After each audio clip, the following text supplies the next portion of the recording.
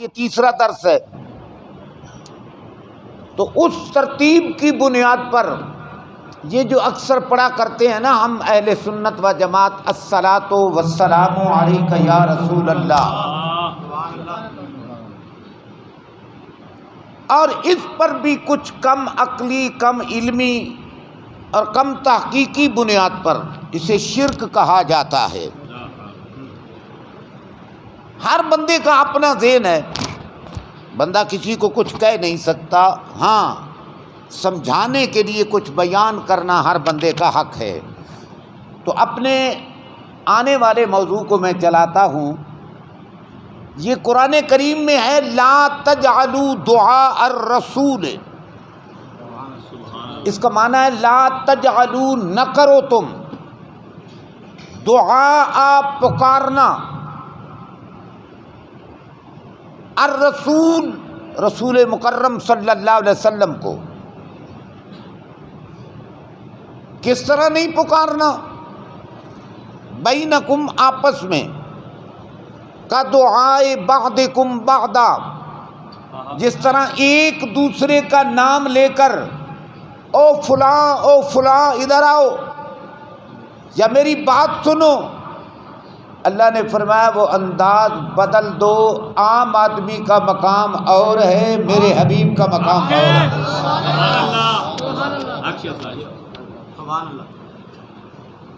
لا تجعلوا، اس طرح نہ پکارو جس طرح اپنے آپ کو ایک دوسرے کو پکار دیتے ہیں ہم، اور یہ معمول بھی ہے، لیکن حضور اکرم علیہ السلام کو جب پکارنا چاہو نا تو پھر القاب تلاش کرو، اور القاب تلاش کرنے میں بھی زحمت اٹھانا پڑتی ہے کہ پہلے کتابیں خریدنا پڑتی ہیں، پھر ان کو پڑھنا پڑتا ہے، پھر پڑھنے کے بعد ان کو بیان کرنا پڑتا ہے۔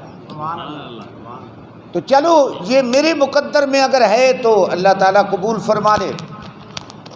اب میں اس کو تھوڑا سا تفصیلی روح دینا چاہتا ہوں، کیونکہ میں اپنی طرف سے کچھ کہوں گا تو یہ تفسیر بالرائے ہوگی، اور یہ بھی یاد رکھنا کہ مفسرین کے قول کے علاوہ بندہ اگر اپنی طرف سے کوئی بیان کرے نا کہ جناب اس کا یہ مقصد بھی ہو سکتا ہے، یہ مقصد بھی ہو سکتا ہے، تو پھر تفسیر بالرائے بندے کو ایمان سے خارج کر دیتی ہے۔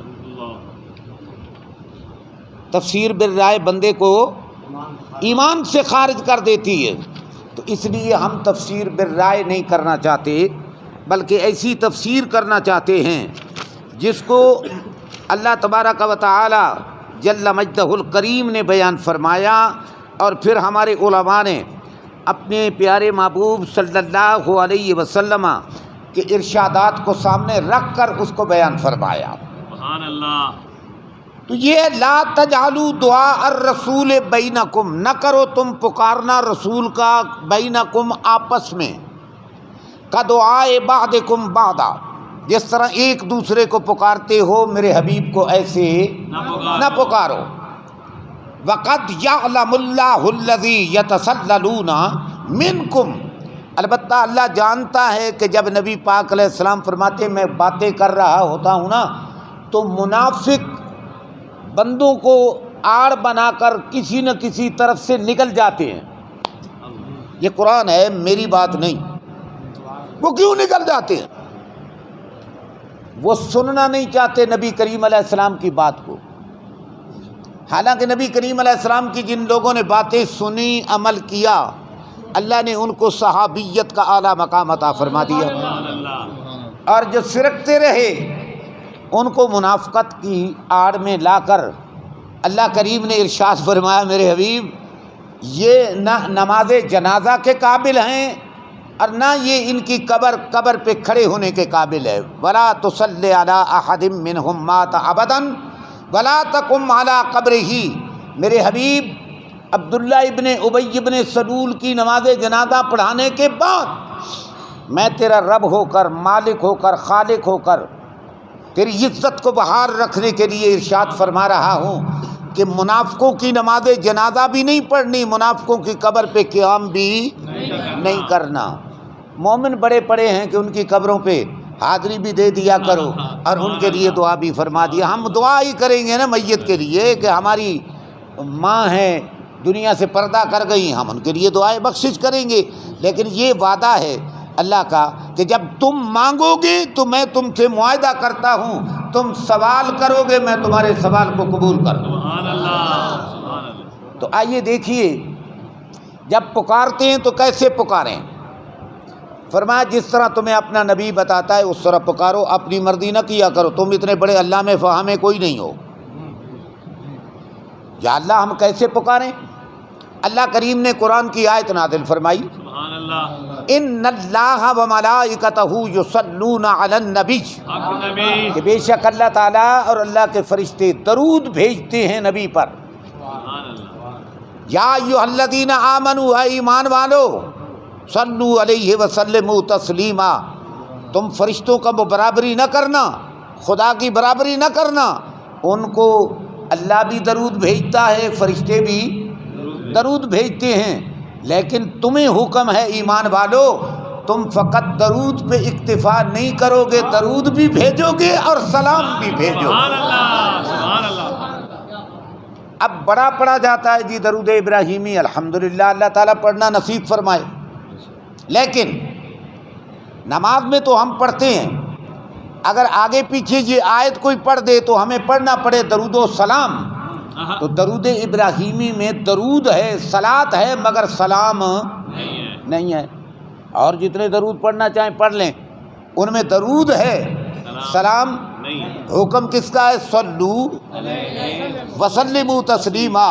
ایک درود پہ اکتفا خدا کر سکتا ہے، فرشتے کر سکتے ہیں، تم نہیں کر سکتے، تم میرے محبوب پر درود بھی پڑھو گے، سلام بھی پڑھو گے۔ سبحان اللہ، سبحان اللہ۔ پھر آگے بڑھ کر رب کریم نے فرمایا صلو علیہ وسلموا تسلیما، حق ادا کر دینا ہے سلام پڑھنے کا۔ اور وہ حق کیسے ادا ہوگا؟ ظاہر ہے ہم سے تو اتنا حق ادا نہیں ہو سکتا، اپنے علم کے مطابق تو پڑھتے رہیں گے، لیکن وہ حق ادا نہیں ہو سکتا جو حق رب کائنات نے محبوب کائنات کو عطا فرمایا ہے۔ آئیے اس کو نماز پڑھتے ہیں، سبحان اللہ، نماز اور نماز کے بعد التحیات پڑھتے ہیں۔ تو یاد رکھنا درمیانہ التحیات جو ہوتا ہے نا 4 رکعتوں والا، وہ کہاں ختم ہوتا ہے؟ عبدہ و رسول تک۔ آگے آتا ہے اشہدو ان لا الہ الا اللہ و اشہدو ان محمدا عبدہ و رسول، لیکن آخری التحیات ہوتا ہے آیت آخری یوم یقوم الحساب تک۔ تو جہاں بندہ پڑھتا ہے السلام علیک ایھا النبی ورحمۃ اللہ وبرکاتہ، السلام علینا وعلی عباد اللہ الصالحین، اشہد ان لا الہ الا اللہ واشہد ان محمدا عبدہ ورسولہ، 2 رکعت پڑھیں تو آخری التحیات میں بھی یہ پڑھنا پڑتا ہے، اور 4 رکعتیں ہوں تو درمیانے التحیات میں بھی اور آخری التحیات میں بھی یہ سلام درود پڑھنا پڑتا ہے، اور پڑھنا بھی واجب ہے، پڑھنا بھی۔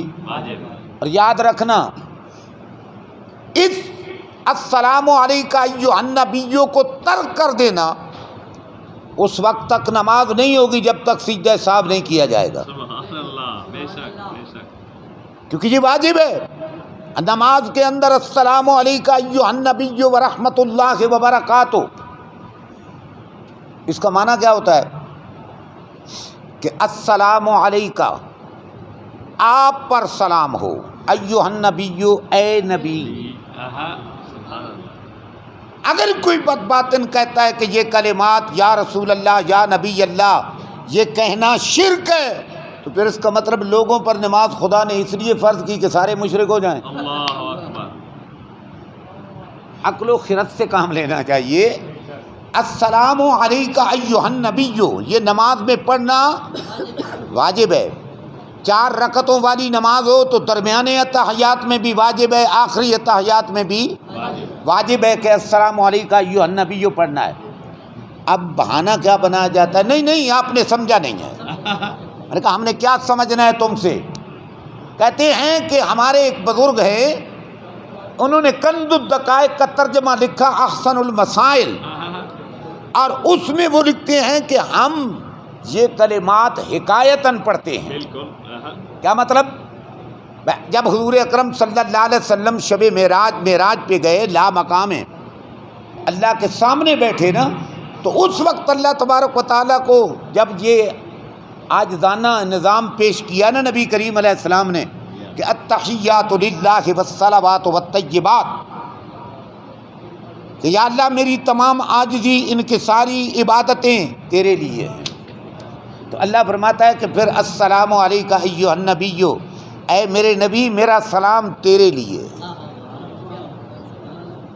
تو ہم وہ نقل کرتے ہیں کلمات، یا صحابہ نے پڑھا تو ہم صحابہ کی نقل کرتے ہیں۔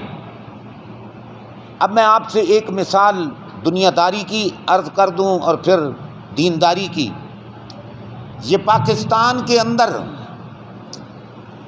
انسان کی دوائی بنانے میں بھی نقل چل رہی ہے کہ نہیں چل رہی؟ اگر انسانی بدن کی اصلاح کے لیے دوائی خریدنا چاہو تو اس میں بھی نقل ہے۔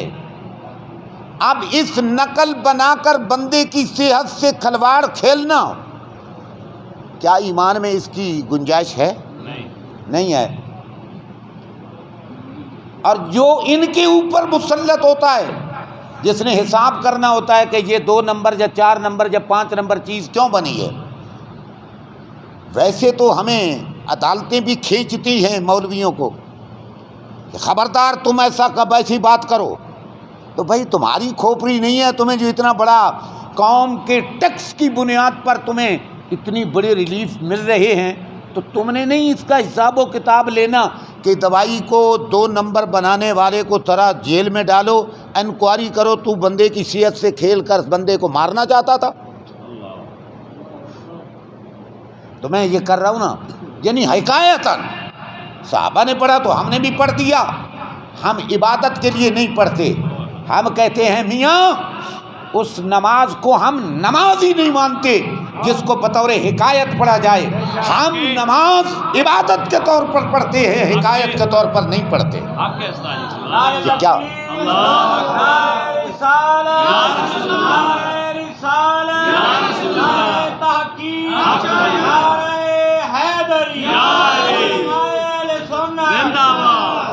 اب میں آگے بڑھتا ہوں۔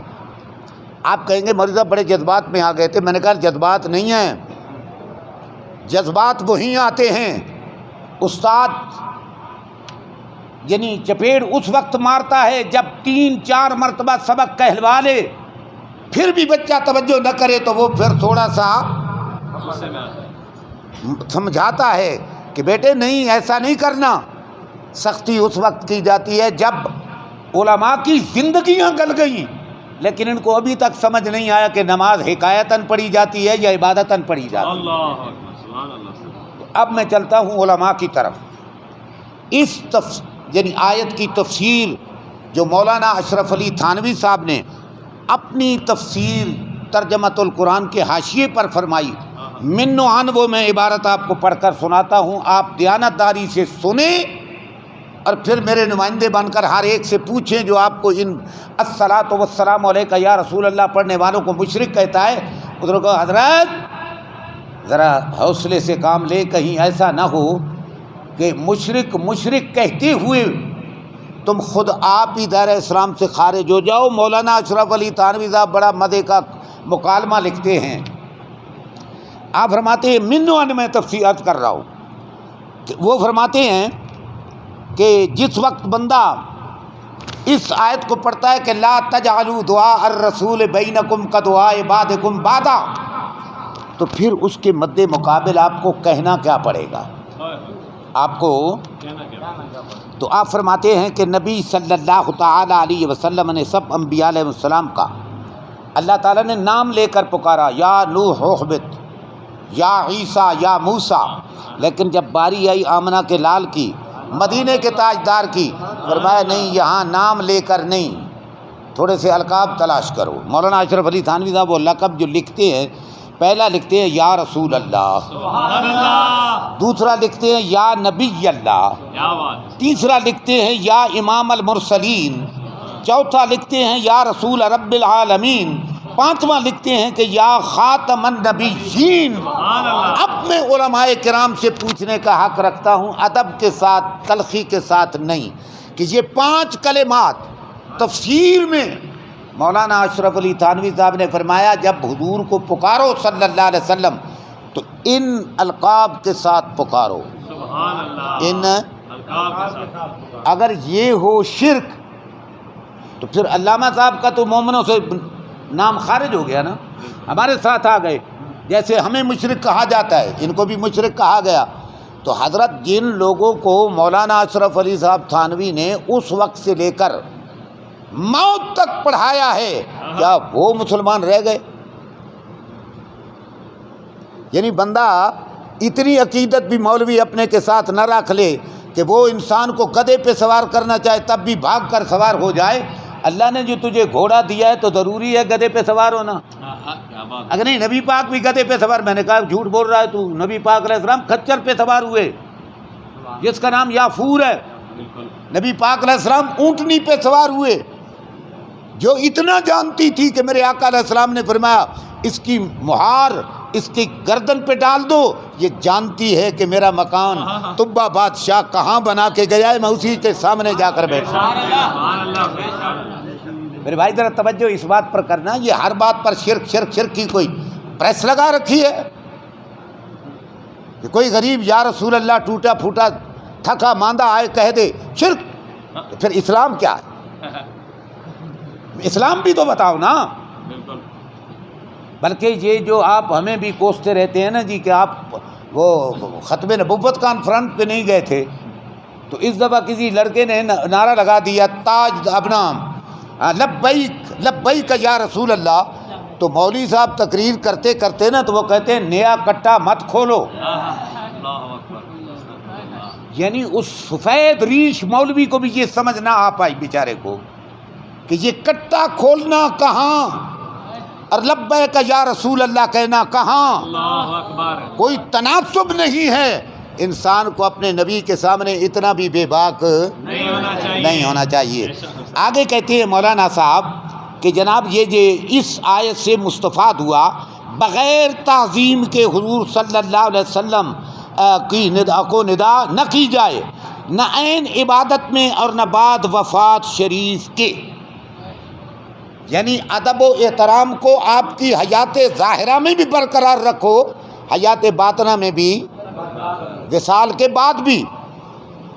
تو اس سے معلوم ہوا جس نے آپ کی جناب میں استخفاف کیا، یہ کٹا کھولنا بھی تو استخفاف ہے نا، خفیف سمجھنا ہے، جی بالکل، تو فرمایا حضور کی بارگاہ میں اگر رائی برابر بھی کسی نے خفت کی، کمزور لفظ استعمال کیا تو وہ کافر ملعون ہے۔ اللہ اکبر، بے یہ شک، میرے لفظ نہیں ہے، خدا را میری طرح منسوب نہ کرنا، لائف چل رہی ہے، وہ لوگ بچے سن رہے ہیں، یہ مولانا اشرف علی تھانوی صاحب کے الفاظ ہیں۔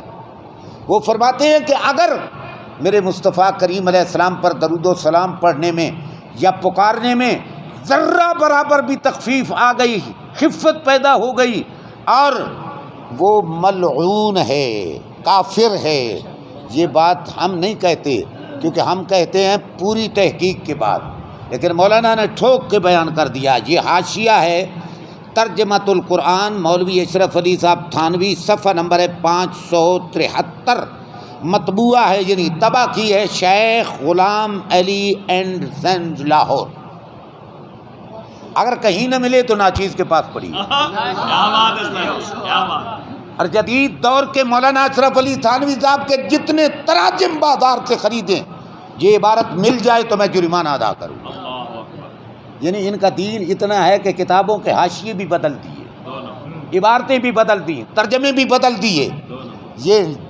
روزمرہ دین بدلنے سے دین قائم نہیں ہوتا۔ میرے رب نے فرمایا الیوم اکملت لکم دینکم واتممت علیکم نعمتی ورضیت لکم الاسلام دینا۔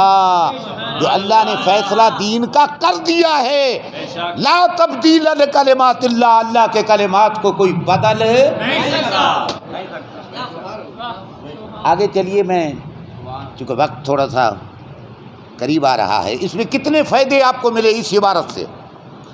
پہلا فائدہ تو یہ ملا کہ نبی کریم صلی اللہ علیہ وسلم کو، یعنی اللہ فرماتا ہے ایک دوسرے کی طرح نہ پکارو، ایک دوسرے کی طرح، بلکہ تعظیم، تکریم، عزت، وقار کو ملحوظ خاطر رکھو۔ دوسرا فائدہ کہ تعظیم و توقیر کے الفاظ کون سے ہیں، تو ان کا چناؤ مولانا اشرف علی تھانوی صاحب نے فرما دیا، یا رسول اللہ، یا نبی اللہ، یا امام المرسلین، یا رسول رب العالمین، یا خاتم النبیین۔ تیسرا فرمایا ان الفاظ سے پکارنے کو مختص بالحیات نہ سمجھو، یعنی یہ نہ کہو کہ آپ زندہ تھے، بظاہر صحابہ کے سامنے بیٹھے ہوتے تھے، پھر تو ان کلمات کے ساتھ پکاریں، تو جب پردہ فرما جائیں تو پھر نہیں۔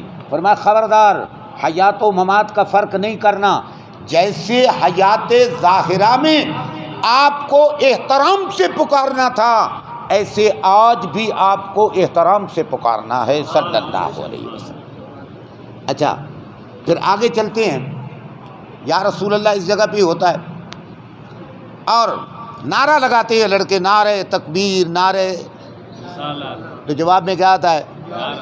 اس پہ بھی اعتراض ہوتا ہے، کوئی نعرہ رسالت لگاتا نہیں، اس لیے کہ یا رسول اللہ کہنا پڑے گا۔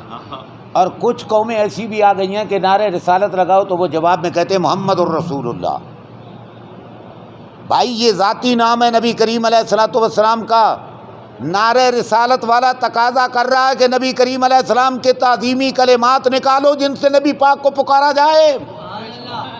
تو یہ کہا جائے گا کہاں لکھا ہے، تو میں پیش کر دیتا ہوں، البدایہ والنہایہ، کتاب کا نام کیا ہے؟ البدایہ، اور اس کی جلد نمبر 6 ہے، صفحہ نمبر 324 ہے، بیروت کی چھپی ہوئی ہے، نہ ملے تو ناچیز کے پاس موجود ہے۔ سبحان اللہ۔ اس البدایہ میں، تو البدایہ کا وزن کیا ہوگا، یعنی اس کو مضبوط کیسے ٹھوس طریقے سے بیان کیا جائے گا، تو ہمارے لیے سند کیا بنے گا کہ البدایہ والنہایہ کو معتبر اس لیے سمجھا جاتا ہے کہ اس کے مصنف کا نام ہے ابن کثیر، اور اس ابن کثیر صاحب نے ایک تفسیر لکھی ہے، تفسیر ابن کثیر، اور وہ اس وقت مکہ یونیورسٹی میں بھی اور مدینہ یونیورسٹی میں بطور نصاب پڑھائی جاتی ہے۔ تفسیر ابن کثیر نصاب کے طور پر مکہ یونیورسٹی میں بھی پڑھائی جاتی ہے، مدینہ یونیورسٹی میں بھی، تو ظاہر ہے ان یونیورسٹیوں میں جو پڑھائی جائے تفسیر، اس کا مصنف معتبر ہے تو پڑھائی جاتی ہے نا۔ اسی مصنف کی کتاب ہے البدایہ والنہایہ۔ حضرت سیدنا صدیق اکبر رضی اللہ تعالیٰ عنہ، آپ جب نبی کریم علیہ السلام کا وصال ہوا، سب سے پہلا ختم نبوت کا دشمن تھا مسیلمہ کذاب، بالکل، اس نے نبوت کا دعویٰ کیا، تو قرآن کریم میں ہے نا، یا ایھا النبی جاہد الکفار والمنافقین واغلظ علیہم ومأواہم جہنم وبئس المصیر، کہ میرے پیارے حبیب لبیب صلی اللہ علیہ وسلم صرف کافروں اور مشرکوں سے جنگ نہیں کرنی، منافقوں سے بھی جنگ کرنی۔ سبحان اللہ۔ تو جب حضرت محبوب کائنات کا پردہ ہوا، وصال ہوا، حضرت ابو بکر صدیق رضی اللہ تعالیٰ عنہ کو خلافت دی گئی، تو اس وقت یہ مسیلمہ کذاب نے اعلان کیا کہ میں نبی ہوں، العیاذ باللہ۔ صحابہ کرام نے عرض کی حضور پھر، تو اس وقت جری صحابی حضرت خالد بن ولید رضی اللہ تعالیٰ عنہ، سبحان اللہ۔ اللہ غنی، یہ وہ مرد درویش ہے کہ چارپائی پہ لیٹا ہوا ہے، موت قریب آ گئی ہے تو رونے لگے۔ کسی نے پوچھا خالد بن ولید موت سے گھبرا گیا ہے؟ فرمایا نہیں یار، میں نے آقا دو جہاں صلی اللہ علیہ وسلم کی سرپرستی میں جہاد کیا، تلوار چلائی، نیزہ چلایا، تیر چلائے، اور میری اتنی دہشت تھی کہ کفر کانپ جاتا تھا۔ آج میں رو رہا ہوں، کاش کبھی میں بھی کسی کی تلوار کی زد میں آ جاتا، شہادت کا مرتبہ مل جاتا۔ سبحان اللہ۔ میں اس لیے رو رہا ہوں، قربان جاؤں خالد بن ولید کی عظمت پر۔ نبی کریم علیہ الصلوۃ والسلام نے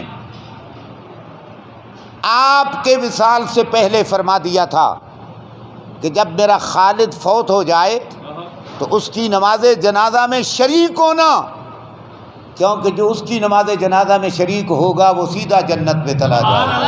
اللہ، وہ خالد بن ولید تلوار چلا رہا ہے مسیلمہ کذاب کے مقابلے میں، تیر چلا رہا ہے، فتح نہیں ہو رہی۔ حضرت نبی پاک صلی اللہ علیہ وسلم کے خلیفۃ المسلمین ابو بکر کی بارگاہ میں حاضر ہوئے رضی اللہ عنہ۔ اے خلیفہ برحق، آج 3 دن ہو گئے ہم لڑتے لیکن ہمیں فتح نصیب نہیں ہو رہی۔ حضرت ابو بکر صدیق رضی اللہ تعالیٰ نے فرمایا نعرہ کیا لگاتے ہو؟ یہ البدایہ کی عبارت میں پڑھ رہتا ہوں آپ، نعرہ کیا لگاتے ہو؟ تو عرض کرتے حضور نعرہ لگاتے ہیں اللہ اکبر۔ فرمایا تم مشرکوں کے مقابلے میں ہو یا مرتدوں کے مقابلے میں؟ بھائی ہم اللہ اکبر کا نعرہ اس وقت لگاتے تھے جب مشرکوں اور کافروں کا مقابلہ کرتے۔ بالکل، آج رسالت کا مسئلہ ہے، ختم نبوت کا مسئلہ ہے، لہذا نعرہ بدلو۔ یا حضرت کیسا نعرہ لگائیں؟ فرمایا نعرہ کیا لگانا ہے؟ ثم نادا بشعار المسلمین وکان شعارهم یومئذ یا محمد۔ فرمایا آج ختم نبوت کے منکر کے مقابلے میں تم جہاد کر رہے ہو، نعرہ بدلو، یا محمد ہو یا رسول اللہ نعرہ لگاؤ۔ حضرت خالد بن ولید فرماتے میں نے خدا کی قسم جب یہ نعرہ لگایا تو مسیلمہ کذاب کو میں نے مولی اور گاجر کی طرح کاٹ ڈالا۔ اگر اس نعرے کو ہم شرک کہنا شروع کر دیں، کفر کہنا شروع کر دیں، تو پھر اس کا مطلب خالد بن ولید شرک کر کے مسیلمہ کذاب کو قتل کر رہا تھا، لا یاد باللہ نقل کفر کفر نباشت۔ تو یہ کیا کہا لفظ ہے بے شعار المسلمین، یا محمد کا نعرہ مسلمانوں کا شعار ہے، مسلمانوں کا شعار ہے، اس کو کفر کیسے کہو گے، اس کو شرک کیسے کہو گے؟ اچھا آگے چلیے، اس عبارت کے بعد میں آپ کو مزے کی بات سناتا ہوں۔ حضرت مولانا مفتی محمد شفیع صاحب دارالعلوم دیوبند کراچی، انہوں نے ایک تفسیر لکھی ہے معارف القرآن، بڑی مزیدار تفسیر ہے، پڑھا کریں کبھی کبھی، لیکن اس کو بھی یہ تھوڑا سا لوگ جو ہے نا آج کل سخت یہ حقارت کی نظر سے دیکھتے ہیں کہ یہ عجیب آدمی ہے، لیکن وہ سنیں آپ کتنا پیار سے لکھتے ہیں۔ کہتے ہیں کہ ان اللہ و ملائکتہ یصلون علی النبی کے تحت فرماتے ہیں کہ ایسے کلمات اگر کوئی شخص استعمال کرتا ہے، چاہے پنجابی ہو، چاہے اردو ہو، چاہے عربی ہو، چاہے انگلش ہو، چاہے پشتو ہو، کوئی بھی ہو، صرف درود و سلام کا معنی اس لفظ سے نکلتا ہو۔ جس طرح آپ تراویح میں 4 رکعت کے بعد کیا پڑھ دیتے ہیں، الصلاۃ، اس میں درود آتا ہے کہ درود ہو اوپر نبی کریم علیہ السلام محمد صلی اللہ علیہ وسلم کے۔ تو آج کل ہر مسجد میں کڑ کڑ کڑ کڑ کڑ کڑ کڑ کڑ، اور ڈنگرو پڑھو کتابیں۔ مولانا مفتی محمد شفیع صاحب معارف القرآن میں لکھتے ہیں کہ جن کلمات سے درود و سلام کا معنی نکلتا ہو وہ اگر کسی زبان میں بھی پڑھا جائے تو یہ حدیث نقل کرتے ہیں من صلی علیہ مرۃ واحدۃ فصلی اللہ علیہ بہا عشرہ، یہ مشکات شریف کی حدیث ہے۔ فرمایا جو ایک مرتبہ درود و سلام پڑھتا ہے اللہ اس پر 10 رحمتیں نازل کرتا ہے، اتارتا ہے۔ تو فرمایا جو عربی ہو، اردو ہو، پنجابی ہو، فارسی ہو، پشتو ہو، کوئی زبان ہو، اگر ایسے کلمات پڑھتا ہے جن کلمات کے اندر درود و سلام کا معنی موجود ہو تو وہ شخص 10 رحمتوں کا مستحق ہے۔ 10 رحمتوں کا۔ اب تمہارے مجھے ٹائم نہیں ملتا کمرے سے نکلنے کا، یا پڑھنا یا لکھانا یا پڑھانا، اور تمہارے پاس فالتو مولوی دکان پہ آ جاتے ہیں، چائے بھی پیتے ہیں آپ سے، بسکٹ بھی کھاتے ہیں، اور آپ کو ایسی باتیں بتا جاتے ہیں کہ میں خود کہہ رہا ہوں کہ ان کی کتابوں میں بھی اس کے برعکس ہوتا ہے۔ بے شک۔ اب اس کو میری ذمہ داری تو نہیں ہے نا جی، میں تو آج بیان کر رہا ہوں، آپ سن لیں، اور آئندہ بھی ہر ماہ کی 11 تاریخ کوئی نہیں، اگر آدھا گھنٹہ 40 منٹ بندہ نکال کے آ جائے، یہ حاجی محمد افتخار صاحب کی والدہ کے اصال ثواب کے اندر ہم مل بیٹھے ہیں، یہ ہماری وہ امان آباد محلے میں سلطانیہ قبر السلام میں ماہانہ درس ہوتا ہے 28 تاریخ کو، حج صاحب ہر درس میں موجود ہوتے ہیں، یہ الگ بات ہے، آخر کاروباری دنیا میں بندہ سفر میں ہوتا ہے تو نہیں آ سکتا، لیکن ہم ہوٹلوں پہ تو بیٹھ سکتے ہیں جی 3 گھنٹے، کوئی تکلیف نہیں ہوتی، مسجد میں 40 منٹ کے لیے بھی جانا گوارا، اور خاص کر کے جو منو بستر اٹھائے پھرتے ہیں، میں ان کی خدمت میں بھی گزارش کروں گا کہ ان بستروں میں دین نہیں ہے، آؤ میرے پاس کم از کم پونا گھنٹہ دے دو، میں آپ کو بتا دوں، آپ ایک ایک بات مجھ سے پوچھیں، بتا کہاں کس کتاب میں لکھا ہے، اگر میں بیان نہ کر سکوں تو میں مجرم ہوں گا۔ بہرحال اس کو میں آیت کے لفظوں سے آپ کو کچھ 1-2 مسئلے بیان کر دیتا ہوں۔ ہم نے پڑھا نا صلو علیہ وسلموا تسلیما، یہ جو صلو ہے نا یہ حکم مطلق ہے، سلموا بھی حکم، میں آپ کو مطلق حکم کے بارے میں آسان طریقے بتاتا ہوں۔ گھر 4 بچیاں ہوتی ہیں یا 3 بچیاں 3 بچے ہوتے ہیں، ابا جی بیٹھے ہیں جناب، ان کو پانی ضرورت ہے، تو وہ ایک مطلق لفظ استعمال کرتا ہے، بیٹے پانی پلاؤ۔ اب اس نے بیٹی 3 ہیں ان کا نام بھی نہیں لیا، بیٹے 3 ہیں ان کا نام بھی، لفظ بیٹا کہا، تو اس کا مطلب ہر بندہ یعنی بچی ہو یا بچہ وہ ذمہ دار ہے باپ کے حکم کو ماننے کا،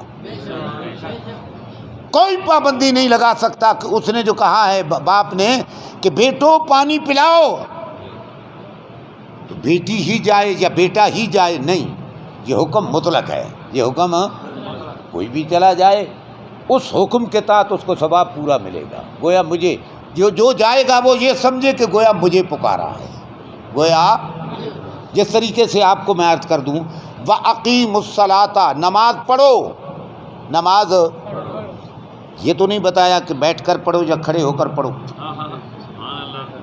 اللہ نے تو قرآن میں فرمایا وَأَقِیمُوا الصَّلَاةَ، نماز کو پڑھو۔ حضور علیہ الصلوۃ والسلام سے پوچھا گیا تو آپ نے فرمایا اگر کھڑے ہونے پہ قادر ہے تو بیٹھ کر نہ پڑھے، لیکن اگر کھڑے ہو پر پڑھنے پر قادر نہیں ہے تو بیٹھ کے پڑھ لے، جائز ہے، ثواب پورا مل جائے، ثواب۔ اسی طریقے سے میں آپ کو مطلق کا دوسرا معنی بتا دیتا ہوں، یہ آپ کہتے ہیں نا کہ قرآن کریم میں ہے جی وَلْيَطَّوَّفُوا بِالْبَيْتِ الْعَتِيقِ، بیت اللہ کا طواف کرو، بیت اللہ کا، اب طواف کا حکم آ گیا، اللہ نے یہ نہیں فرمایا کہ وضو کر کے کرنا یا غسل کر کے کرنا، سلے ہوئے کپڑوں میں کرنا یا احرام کی چادروں میں کرنا، یہ اللہ تعالیٰ نے نہیں فرمایا، مطلق حکم ہے۔ اور مطلق کیا ہوتا ہے جی؟ المطلق یجری علی اطلاق ہی، مطلق اپنے اطلاق پہ جاری رہتا ہے۔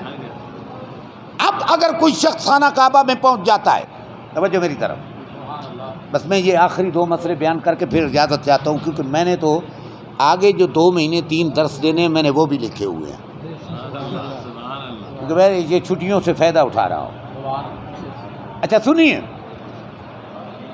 بندہ طواف کرنے کے لیے جاتا ہے، احرام تو باندھا ہوا ہے مگر وضو نہیں ہے، وضو بول پڑے نا وضو، تو اب وضو کے بغیر طواف کر دیا، طواف ہو جائے گا؟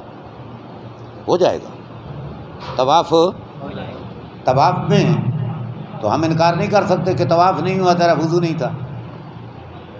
اب نبی کریم علیہ السلام کی حدیث آ گئی، رسول مکرم صلی اللہ علیہ وسلم نے فرمایا طواف کرنا تو وضو کے ساتھ، طہارت کے ساتھ، یہ مطلق حکم کو رسول اللہ صلی اللہ علیہ وسلم نے مقید کر دیا، پابند کر دیا کہ نہیں بے وضو نہیں کرنا، وضو کر کے کرنا ہے۔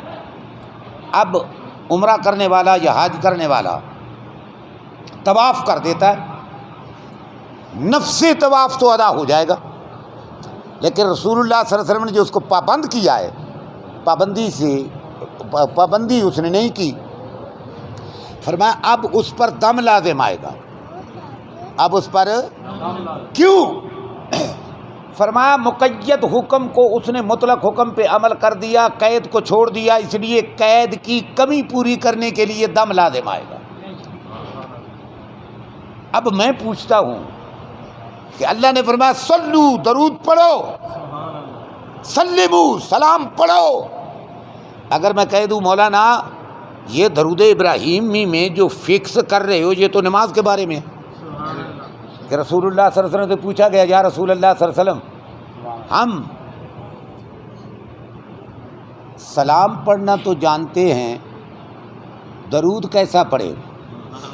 تو آپ نے درود ابراہیمی سکھایا صحابہ کرام کو، فرمایا نماز میں یہ پڑھنا ہے، نماز میں۔